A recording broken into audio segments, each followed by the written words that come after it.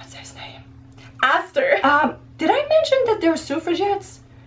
It's kind of an important part of the series, screaming and probably sobbing. So I'm not just being very suspicious and doing suspicious eyes, I'm just a little bit blinded right now. But anyway, hello everybody, it's Sarah. Welcome back. Today I'm here to talk to you about all of the books that I read during the month of November. So I have read 8 books during the month of November, which seems to be the average that I'm gravitating towards these days, which is very nice.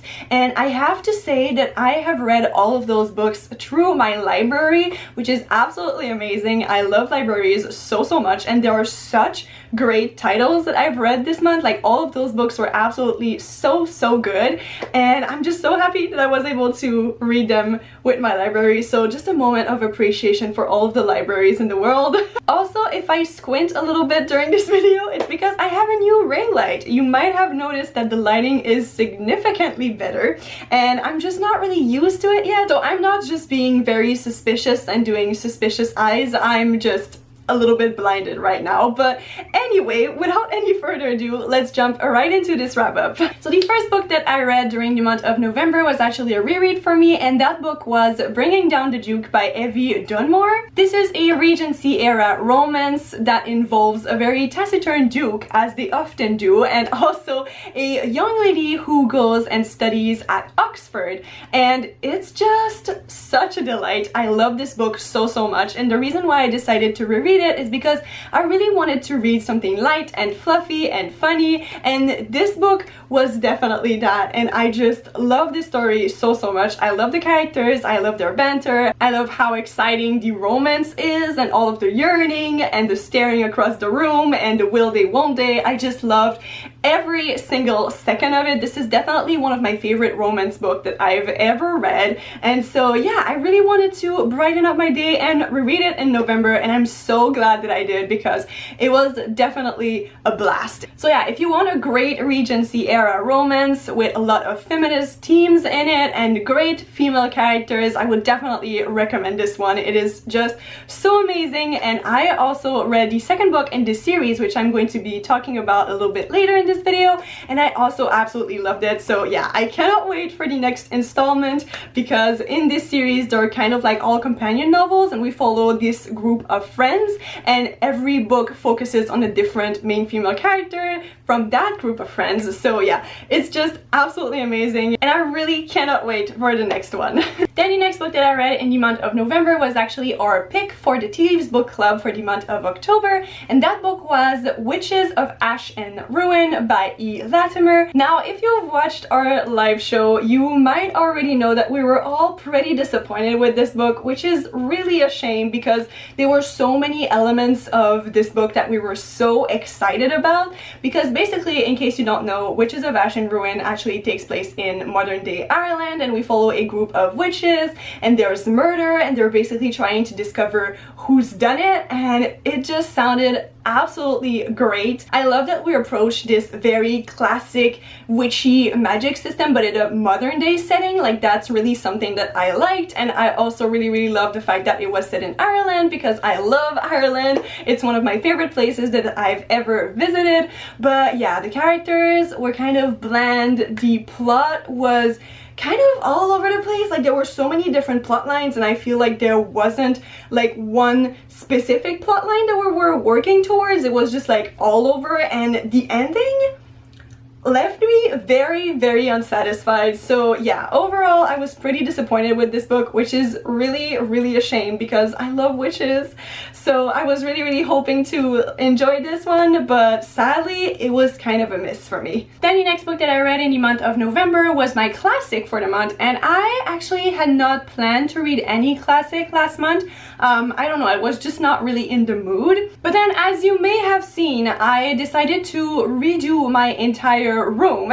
And so I thought, while I'm doing that, why not listen to an audiobook at the same time? And so I decided to start one of the longest audiobooks I've ever listened to, and I decided to go with Jane Eyre by Charlotte Bronte. Now, I don't think I really have to explain what Jane Eyre is about to all of you because it is fairly well known, but this is one of those classics that I was always interested in reading, but I did not think that I was going to enjoy it that much. We all have those classics, and yeah, this one was one of those for me, but actually I ended up enjoying it way more than I thought I would. The thing that I loved the most about this novel was definitely Jane as a main character. I thought that she was so interesting, and I really loved what Charlotte Bronte did with her character. I love to see her grow throughout this novel, especially since we follow her since childhood to adulthood, and I love how she grew so much more confident within herself and how she really decided that she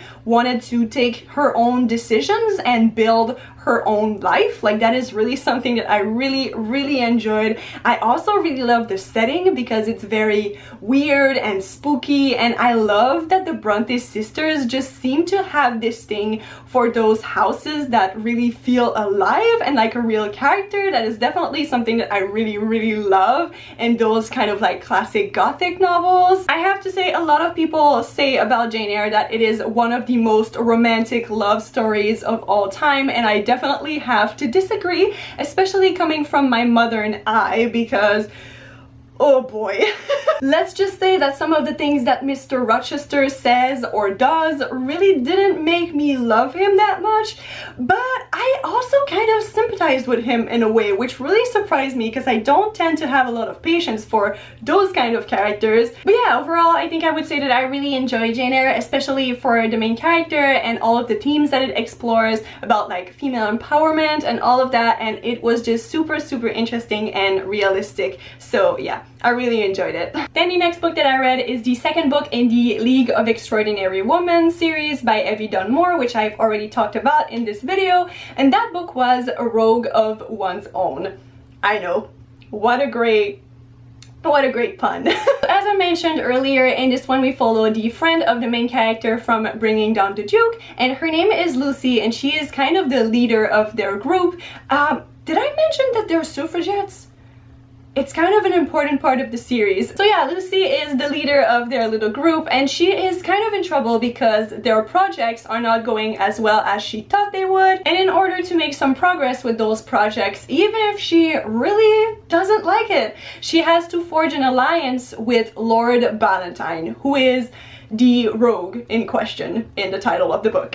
Just like Bringing Down the Duke, this book was so much fun. I just love how Evie Dunmore can create those very interesting and great characters that you just really get attached to, and their banter is so great, and so many of these scenes between those two characters really made me laugh out loud because it's a little bit ridiculous but also just so much more entertaining because of that. And I also love the fact that this is kind of like a childhood friends to enemies to lovers situation, and it's so great. I really enjoyed it. And like I said, I am just so excited for the other books from that series to come out because I think they're just going to be as entertaining and swoon-worthy and heartwarming as these two. So I really can't wait. Then the next book that I read was Paper and Fire by Rachel Kane. This is the second book into the Great Library series that I started to read in October, and I'm slowly but surely becoming completely obsessed with. Obviously, I won't tell you what this one specifically is about because that would be spoilers, but the Great Library series is basically this fantasy kind of like steampunk-y series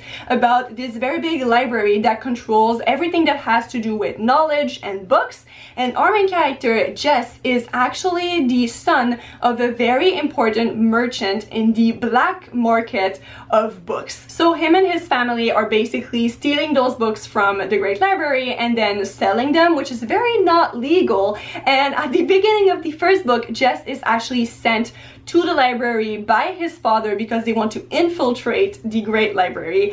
And it's just such an amazing series. I love all of the characters. So far, the 2 books really kept me on the edge of my seat. I wasn't able to put them down, and oh my god, when I'm telling you I think I've discovered a new favorite fantasy series, I am honestly not joking. If the 3 other books from that series are as good as the 2 first books, I am going to be screaming and probably sobbing during the month of December, because that is when I want to read them, because I just cannot wait to know what is going to happen. I love all of the characters so much. I love their friendship, I love their banter, I want to protect them at all costs. They're all my children, and I just love how this book talks about the control of knowledge and books and how important books are and all of that, and it's just so absolutely incredible. There's romance, there's a school setting, there are like morally great characters that you can't help but love, and just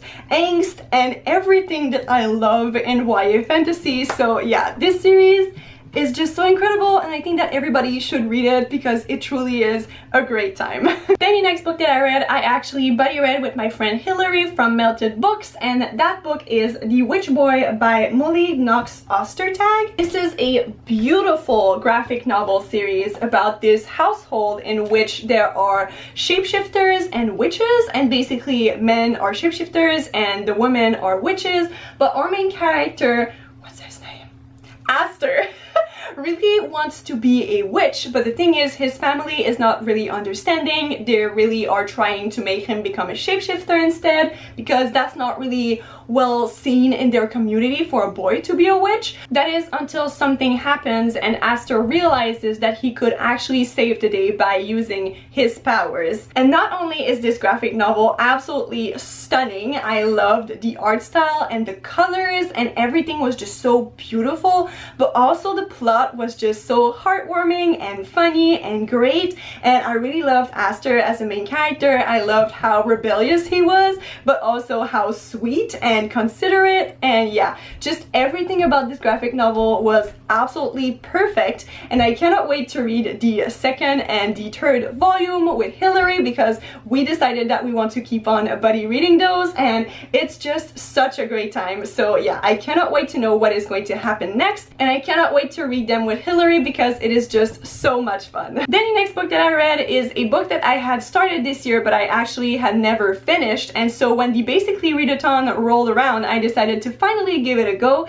and that book is Things in Jars by Jess Kidd, and this is a kind of like mystery fantasy novel in which we follow our main character who lives into London in the Victorian era, and she is a female detective, and she is given this mission to try and find this missing girl, and there are just so many weird things happening in this book, which is one of the reasons why I liked it, honestly, but I feel like it's definitely not for everyone. Like, there are a lot of things that are never really explained, and you just have to accept that they're never going to be explained. There's some mermaid stuff going on, there's one ghost that the main character can see, and yeah, it's just very weird, but it was also a super interesting story, and it really talks about the London society in a very interesting way, in my opinion. I love the very critical way it talked about class and about how people who were different in those times were really treated badly,